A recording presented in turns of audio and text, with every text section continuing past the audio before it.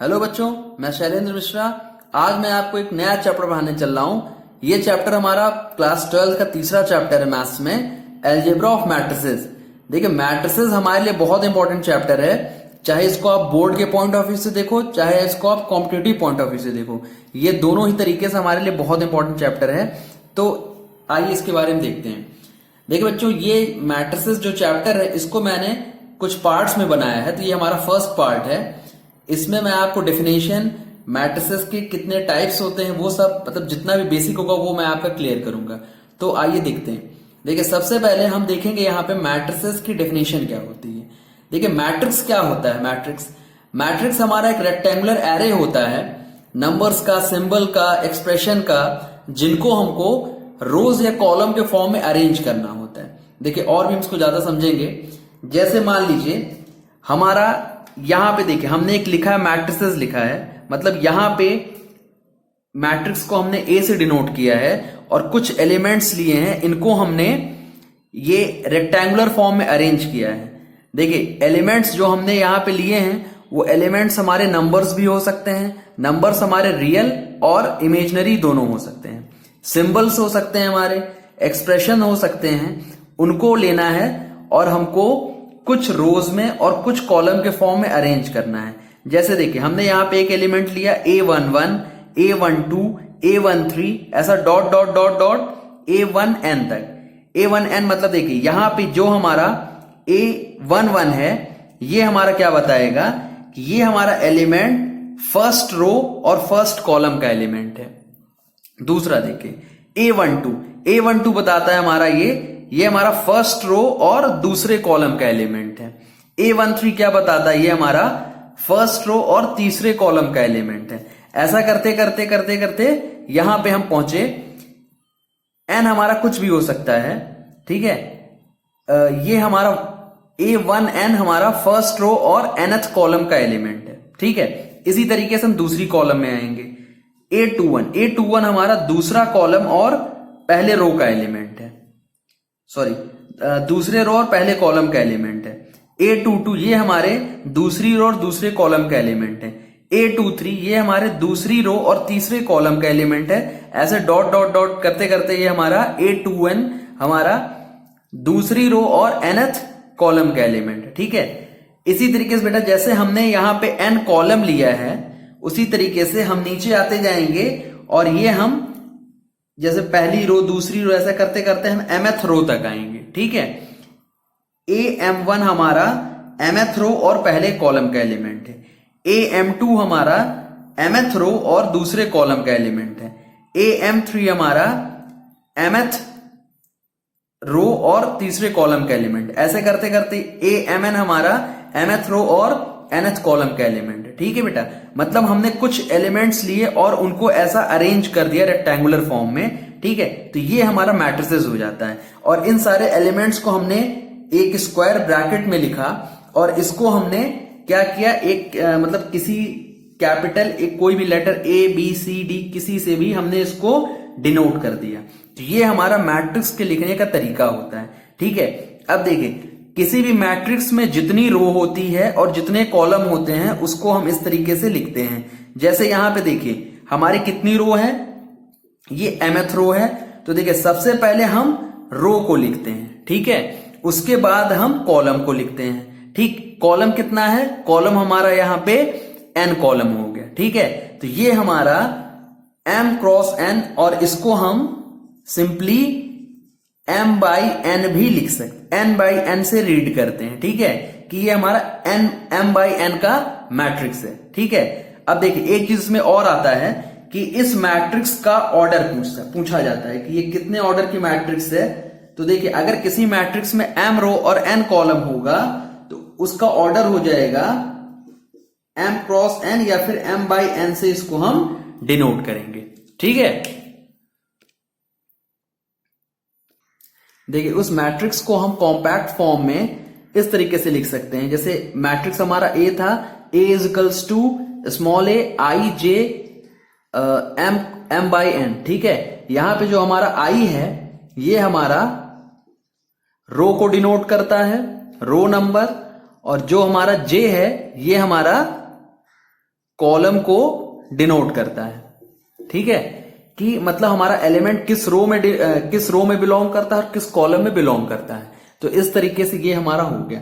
अब देखिए हम एग्जांपल्स देखते हैं कुछ। जैसे मान लीजिए हमारा एक मैट्रिक्स है 2 - 3 1 5 4 और 0। देखिए इस मैट्रिक्स में कितने रो हैं? देखिए ये हमारा रो होता है और ये हमारा कॉलम होता है। ठीक है, तो इसमें देखिए एक रो दो रो, तो दो रो पहले दो लिख लेंगे हम। ठीक है, और कॉलम कितने हैं? 1 2 3, 3 कॉलम है। तो ये मैट्रिक्स 2/3 का मैट्रिक्स हो जाएगा। ठीक है, देखिए दूसरा एग्जांपल लेते हैं। हमारा यहां पे जैसे -1 3 4, देखिए इसमें कितने रो हैं? इसमें 1 2 3, 3 रो हैं, तो इसको 3 लिख लेंगे। कॉलम कितना है? कॉलम हमको सिर्फ एक ही दिख रहा है, तो यहां पे 1 लिख लेंगे। देखिए एक और एग्जांपल लेते हैं। यहां पे जैसे मान लीजिए sin x - cos x tan x, और यहां पे हो जाएगा आपका -sin x। ठीक है, देखिए इसमें कितने रो हैं? यहां भी एक रो दो रो, दो रो यहां भी है, और कॉलम कितने हैं? कॉलम भी यहां पे दो ही हैं। तो ये जो हमारा मैट्रिक्स हो जाएगा ये 2/2 का मैट्रिक्स है। देखिए यहां पे हम लिख दे रहे हैं ये 2/2 का मैट्रिक्स हो जाएगा। ठीक है बेटा, इस तरीके से होता है कि हमको अगर मैट्रिक्स को लिखना होता है तो हम सबसे पहले देख लेते हैं उसका ऑर्डर हमसे पूछेगा कि ये कितने ऑर्डर की मैट्रिक्स है, ये कितने ऑर्डर की मैट्रिक्स है, ये कितने ऑर्डर की मैट्रिक्स है। तो हमको रो और कॉलम देख के लिखना। देखिए एक एग्जांपल और ले लेते हैं हम। जैसे मानिए हमारे पास एक मैट्रिक्स है -1 1 और 0। अब इसमें हम देखेंगे तो इसमें कितना रो है? तो इसमें सिर्फ और सिर्फ एक रो हो रहा है, और कॉलम कितना है? तो कॉलम 1 2 3, तो 1/3 का मैट्रिक्स हो जाएगा। ठीक है, तो इसी तरीके से हमारे जिस तरीके से हमने बताया यहां पे, इसी के अकॉर्डिंग जो मैट्रिक्स का टाइप है वो डिसाइड होगा। तो नेक्स्ट हम देखेंगे कि मैट्रिक्स का टाइप क्या होता है। Types of matrices. देखिए यहां पे सबसे पहला जो टाइप है वो है हमारा रो मैट्रिक्स। देखिए रो मैट्रिक्स क्या है? उस मैट्रिक्स को हम रो कहते हैं जहां पे सिर्फ और सिर्फ रो ही होता है। जैसे यहां पे हमने एक एग्जांपल लिया है, देखिए 1 2 -3 और 0। यहां पे आपको सिर्फ और सिर्फ सिंगल रो दिख रहा है, और कॉलम कितने हैं? 1 2 3 4। तो इसको ऑर्डर भी साथ ही साथ हम बता देंगे, तो 1/4। ठीक है बेटा, तो वो मैट्रिक्स जिसमें सिर्फ और एक सिंगल रो रहता है उसको हम रो मैट्रिक्स कहते हैं। सेकेंड हमारा है कॉलम मैट्रिक्स। देखिए जैसे रो मैट्रिक्स है वैसे कॉलम मैट्रिक्स भी होना चाहिए। मतलब ऐसी मैट्रिक्स जिसमें सिर्फ और सिर्फ एक कॉलम होगा, 1 -1 2 और 0। तो देखिए यहां पे सिर्फ एक कॉलम हमको दिख रहा है। रो कितनी है? 1 2 3 4, तो 4 × 1, ये हमारा कॉलम मैट्रिक्स हो जाएगा। ठीक है, देखिए तीसरा मैट्रिक्स जो है वो हमारा है स्क्वायर मैट्रिक्स। देखिए बहुत ही इंपॉर्टेंट मैट्रिक्स है ये स्क्वायर मैट्रिक्स। ये इंपॉर्टेंट इसलिए कभी आपको बताऊंगा मैं, आप देखोगे कि इसी से और भी सारी मैट्रिसेस इसी से डिनोट होंगी। ठीक है, तो देखिए वो मैट्रिक्स यहाँ पे आपको नाम से ही पता चल रहा है। जैसे स्क्वायर हमारा होता है वहां पे सारी साइड्स बराबर होती हैं, तो मतलब अगर हम मैट्रिक्स लिखें तो वो भी हमारा स्क्वायर फॉर्म में दिखे। ठीक है, मतलब हम ये कह सकते हैं कि इस मैट्रिक्स में जितनी रो रहेगी उतने ही कॉलम रहेंगे। ठीक है, number of rows is equal to number of columns. ठीक है, ऐसे मैट्रिक्स को हम स्क्वायर मैट्रिक्स कहेंगे। जैसे 2 3 -4 और 0, ये 2/2 मैट्रिक्स डिनोट करता है। ठीक है, एक दूसरी मैट्रिक्स लेंगे बी। यहां पे देखें 1 -1 0 3 4 7 0 -5 और -1। यहां पे देखिए हमारे 3 रो हैं और 3 कॉलम है, तो ये 3/3 का हमारा स्क्वायर मैट्रिक्स हो जाएगा। देखिए चौथी मैट्रिक्स है हमारी डायगोनल मैट्रिक्स। ये मैट्रिक्स, इसमें हमारा जो एक स्क्वायर मैट्रिक्स है, मान लीजिए कोई भी एक स्क्वायर मैट्रिक्स है, इस स्क्वायर मैट्रिक्स का जो डायगोनल में एलिमेंट रहेगा उसको छोड़ के rest of the elements are 0। जैसे देखिए 1 0 0 0 2 0 0 0 3। ठीक है, ये हमने एक स्क्वायर मैट्रिक्स लिया 3 ऑर्डर की। ठीक है, और यहां पे देखिए ये जो हमारा डायगनली दिख रहा है 1 2 3, इसको छोड़ के रेस्ट ऑफ द एलिमेंट, जैसे यहां पे 1 के साथ 2 0 हैं, 2 बाकी 2 0 हो गया, 3 बाकी 2 0 हो गया। ठीक है, तो आपको दिख रहा है ये हमारा डायगनल एलिमेंट है, इसको छोड़ के बाकी सारे एलिमेंट्स क्या रहेंगे, 0 रहेंगे। तो ऐसे मैट्रिक्स को हम क्या कहेंगे, डायगनल मैट्रिक्स कहेंगे। ठीक है, देखिए अब अगला मैट्रिक्स आता है हमारा स्केलर मैट्रिक्स। देखिए स्केलर मैट्रिक्स में क्या है, इसमें भी हमारा एक स्क्वायर मैट्रिक्स है। मान लीजिए यहां पे 2 0 0 2। ठीक है, मतलब जो डायगोनल एलिमेंट रहेंगे वो हमारा सेम रहेगा। ठीक, चाहे कुछ भी हो जाए, चाहे मान लीजिए यहां पे x हो जाएगा तो यहां भी x हो जाएगा, जैसे यहां पे 2 है तो यहां भी 2 हो जाएगा, या यहां पे कोई इमेजिनरी नंबर है तो यहां भी वही इमेजिनरी नंबर आएंगे, मतलब डायगोनल एलिमेंट्स यहां पे सेम रहेंगे। नेक्स्ट देखिए, ये भी बहुत इंपॉर्टेंट है।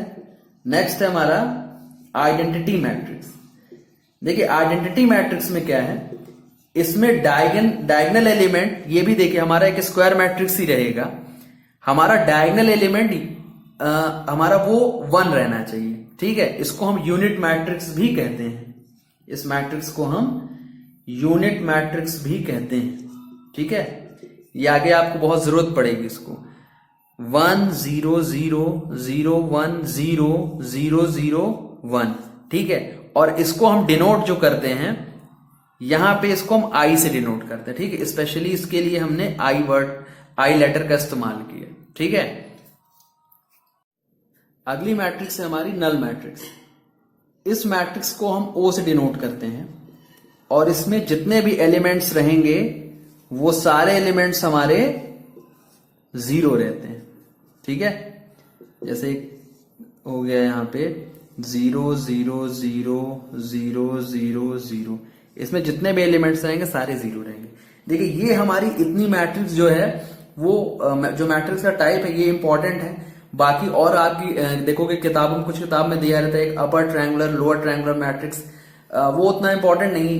ये जो आपका है इसी से आपके क्वेश्चन सारे जो रहेंगे बन जाएंगे। ठीक है, देखिए हम एक क्वेश्चन लेते हैं। यहां पे हमारा क्वेश्चन है कि हमको मैट्रिक्स कंस्ट्रक्ट करना है, जो 3/4 की मैट्रिक्स हमको कंस्ट्रक्ट करना है, जिसमें एलिमेंट्स रहेंगे वो ये कंडीशन फुलफिल करने चाहिए, aij is equals to i plus j। ठीक है, तो यहां पे सबसे पहले ऐसे क्वेश्चंस के लिए हम क्या करेंगे, यहां पे लिख लेंगे। देखिए 3/4 का मतलब ये हमको पता चल गया, उस मैट्रिक्स का ऑर्डर, उसमें 3 रो रहेंगे और 4 कॉलम रहेंगे। ठीक है, तो हम देखिए कैसे करेंगे। यहां पे 1 1, यहां पे 1 2, यहां पे 1 3 और 1 4, बिकॉज हमारे पास कॉलम्स कितने हैं 4। ठीक है, नेक्स्ट हम 2 1 2 2 2 3 2 4, अगेन 3 1 3 2 3 3 एंड 3 4। ठीक है, देखिए जो हमारा ये कंडीशन जिससे हमको बनाना है, ये हमको कंडीशन दिया है यहाँ पे aij is equals to i plus j, मतलब हमको उस एलिमेंट का रो नंबर और कॉलम नंबर का जोड़ देना है, तो वो हमारा एलिमेंट तैयार हो जाएगा। ठीक है, अब देखिए हम आते हैं यहां पे 1 प्लस 1 को जोड़ेंगे कितना हो जाएगा 2, तो पहला एलिमेंट बन गया हमारा 2। सेकेंड i प्लस j, मतलब यहां पे 1 और 2 को जोड़ेंगे तो कितना हो जाएगा 3, यहां पे 1 और 3 को जोड़ेंगे कितना हो जाएगा 4, यहां पे 1 और 4 को जोड़ेंगे तो कितना हो जाएगा 5, यहां पे 2 और 1 को जोड़ेंगे तो 3, 2 और 2 को जोड़ेंगे तो 4, 2 3 5, 2 4 6, 3 1 4 हो जाएगा, 3 2 5 हो जाएगा, 3 3 6 हो जाएगा और 3 4 हमारा 7 हो जाएगा।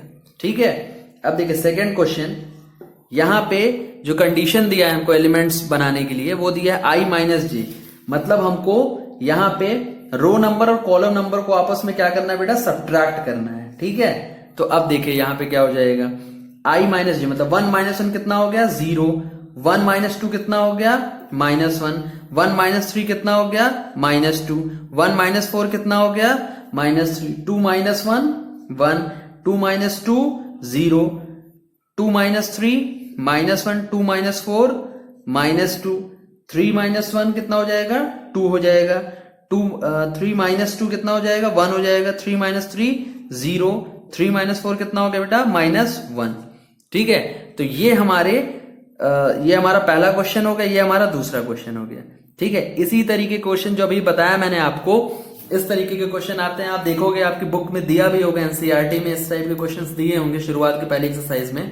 तो ये हो गया मेरा पहला पार्ट मैट्रिसेस का कंप्लीट हो गया, जहां पे आपने देखा कि मैट्रिक्स होता क्या है। ठीक है, डेफिनेशन देखी, मैंने आपको टाइप्स बताए कितने तरीके की मैट्रिसेस होती हैं। ठीक है, इंपॉर्टेंट टाइप्स, वो सारे टाइप्स आप देख लीजिएगा। ये हमारा जो भी क्वेश्चन इससे रिलेटेड आ सकता है, इसी टाइप के क्वेश्चंस आते हैं। ठीक है, बाकी नेक्स्ट पार्ट में हम इसके आगे कंटिन्यू करेंगे। ठीक है, अभी के लिए इतना ही, थैंक यू।